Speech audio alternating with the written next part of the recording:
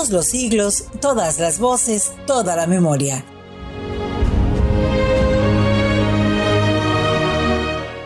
México se hace y se rehace sobre las mareas del tiempo. Es un país inagotable, inabarcable, un auténtico volcán de vida, desengaño y esperanza.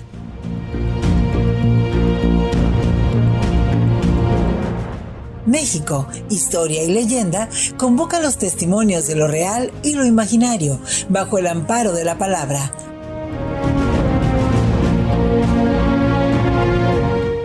Acércate, siéntate entre nosotros y presta atención. Aquí vamos a contártelo todo.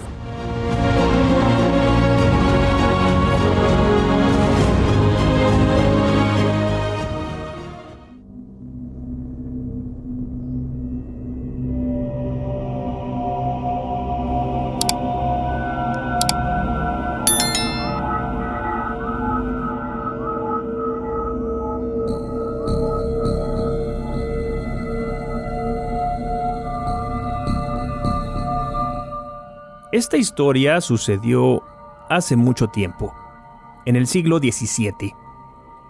Para ser más preciso, tendría que decir que en el año de 1649.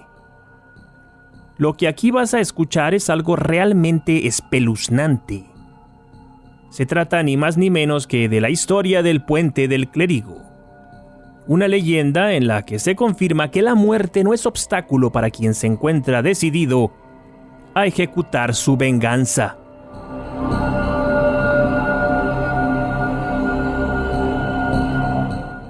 Pero ubiquémonos en el espacio. Los hechos sucedieron en unos llanos resecos apenas poblados por unas cuantas casas desvencijadas, en un lugar conocido como Santiago Tlatelolco, en la hoy llamada Ciudad de México. Por aquel lugar atravesaba una acequia llamada Tezontlali, cuyas aguas transparentes iban a unirse a la laguna, en lo que siglos después sería conocido como el Mercado de la Lagunilla. Pues bien, junto a aquella acequia, muy próxima a un puente de madera, se ubicaba una casa de muy buena hechura y que pertenecía a don Juan de Nava, clérigo y párroco del templo de Santa Catarina. Este hombre tenía a su cuidado a una sobrina de muy buen porte, elegante y de belleza incuestionable. La muchacha respondía al nombre de Margarita Jáuregui.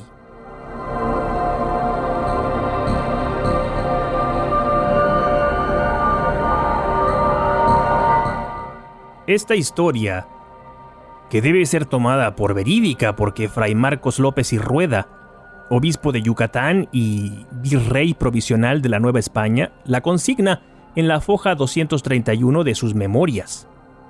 Tiene a un tercer personaje, un caballero portugués, elegante, agraciado pero de modales hoscos, y que respondía al nombre de don Duarte de Sarraza.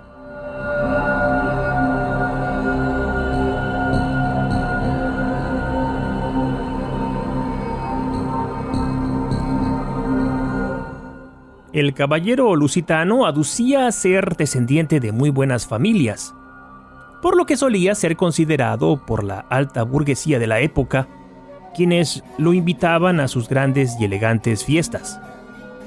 Doña Margarita, que era bella como ninguna y bien hidalga, solía frecuentar las mismas reuniones, a las que su tío la conminaba a asistir siempre porque, en el fondo, lo que quería era que la muchacha encontrara un buen partido.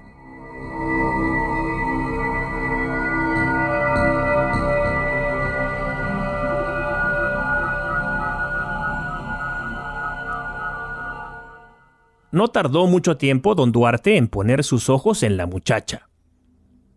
Era un seductor consumado, de modales refinados, amplia cultura y un gran aplomo caballeresco. A sus pies. Así fue como pronto comenzó a remitir a la muchacha mensajes breves y después cartas escritas con vehemencia, utilizando las palabras más bellas y evocando los más dulces y nobles sentimientos.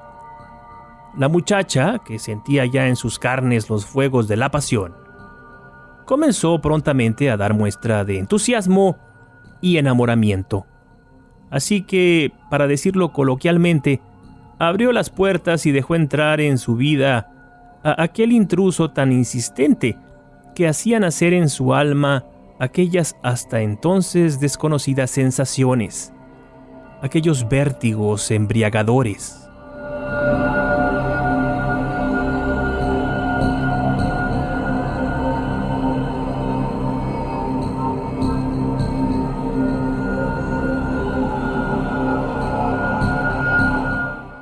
Pero sucede que, como dice el dicho, más sabe el diablo por viejo que por diablo.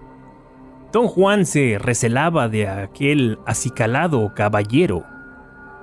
Comenzó a investigarlo minuciosamente y lo que descubrió le puso los pelos de punta. Resulta que don Duarte era un auténtico calavera. Había convivido de manera licenciosa con 2 mujeres en su país, a las que había abandonado después de haber dejado preñadas. Su cinismo era tal que no fueron esas razones las que lo expulsaron de su patria, sino las deudas. Algunos fatigados acreedores habían amenazado con tomar medidas más drásticas si aquel pícaro no pagaba lo que debía. Las cosas se pusieron tan serias que no tuvo más remedio que subirse a un barco y escapar a toda prisa, atravesando el océano Atlántico para dejar detrás de sí una larga lista de fechorías.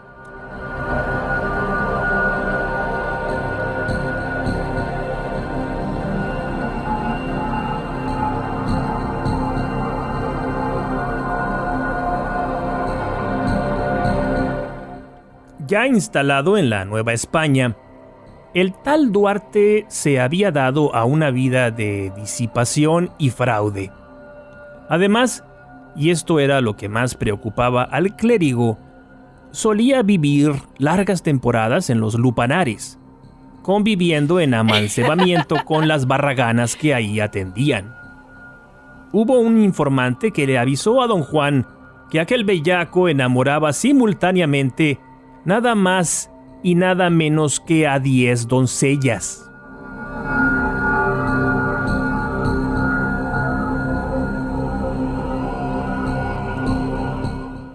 Así que aquel buen hombre prohibió terminantemente a la muchacha que mantuviera ningún tipo de contacto con dicho sujeto. ¡Se acabó!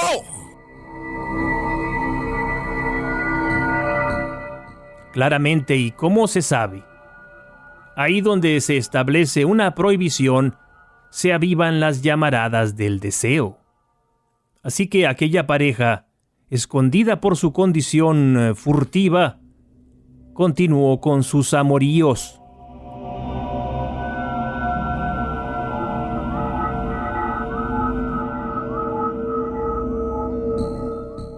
El sacerdote se enteró, como no podía ser de otra manera, y apelando a la defensa del honor que claramente estaba en juego, fue a confrontar a aquel canalla. Alzando la voz y expresándose con una violencia inusitada, inesperada en un hombre consagrado, le prohibió terminantemente que se aproximara a su casa o que de lo contrario se atuviera a las consecuencias. Si no se larga, lo mato. Don Duarte, seguramente ebrio, tal era su estado más frecuente, se reía y respondía con burlas grotescas.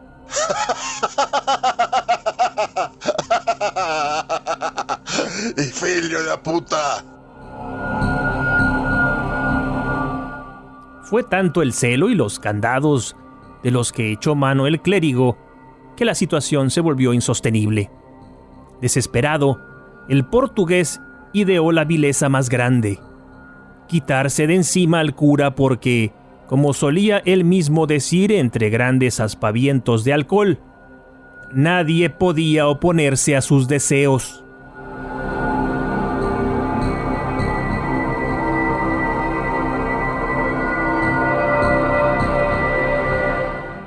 Sabemos también gracias a las crónicas antes mencionadas, que aquel hombre decidió matar al clérigo el 3 de abril de 1649, después de haber conseguido comunicarse con Margarita, a quien le propuso huir para contraer matrimonio en la Puebla de Los Ángeles. Ella había estado de acuerdo.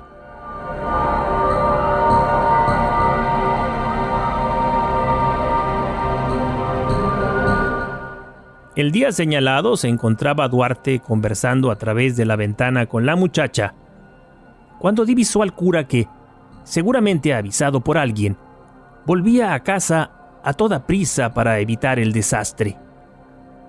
El asesino percibió que el cura se aproximaba y decidió salir a su encuentro, cosa que sucedió precisamente sobre el puente de madera que cruzaba la acequia.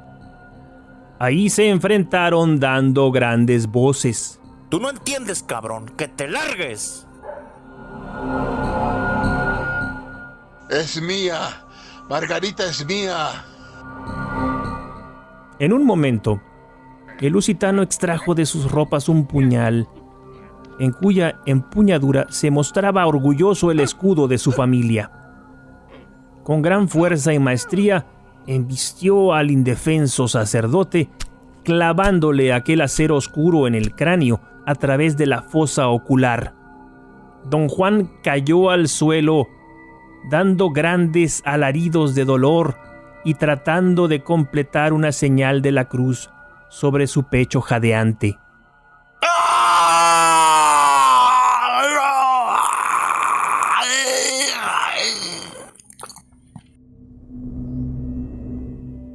No alcanzó a hacerlo porque el criminal lo tomó por los tobillos y lo arrastró hasta que lo hizo girar sobre el borde de aquellas tablas, dejándolo caer sobre el agua cenagosa. Después de cometer su fechoría, el criminal escapó, refugiándose en Veracruz durante un año entero.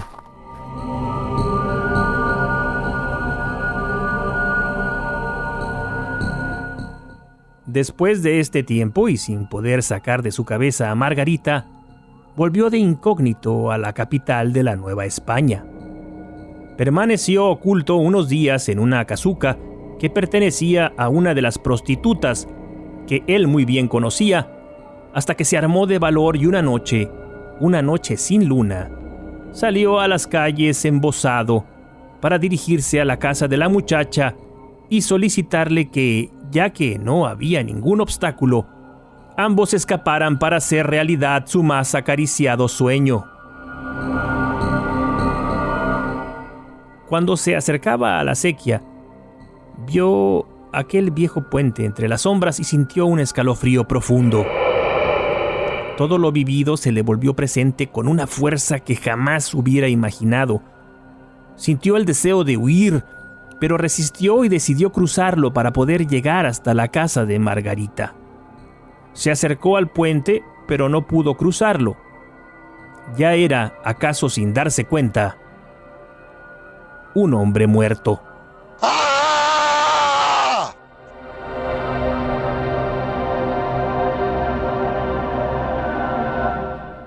A la mañana siguiente, los primeros viandantes descubrieron una escena increíble.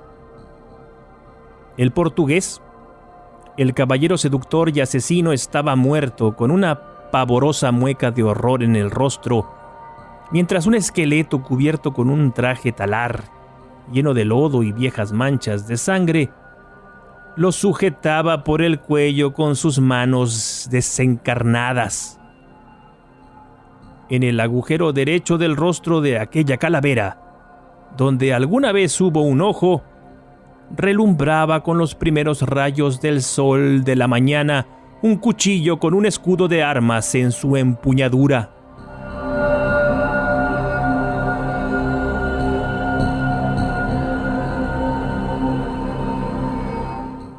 ¿Verdad o mentira? Nunca lo sabremos. Lo que sí sabemos es que los hechos, como he dicho, fueron consignados por los cronistas de la época. Además, aquel puente sin nombre Fue nombrado posteriormente y por esa razón el Puente del Clérigo. Hoy es una calle conocida como la Séptima y Octava de Allende, teniendo como referencia el viejo callejón del Carrizo.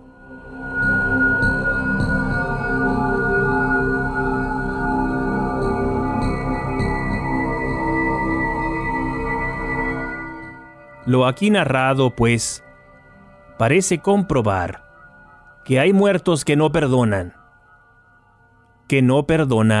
nunca.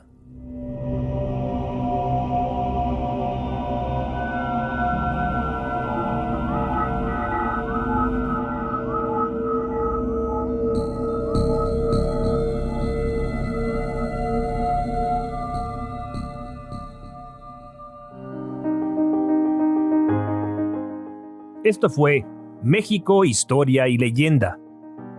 Escrito, narrado y editado por Alex Ramírez Arballo. Locución de Alicia Terán Orduño.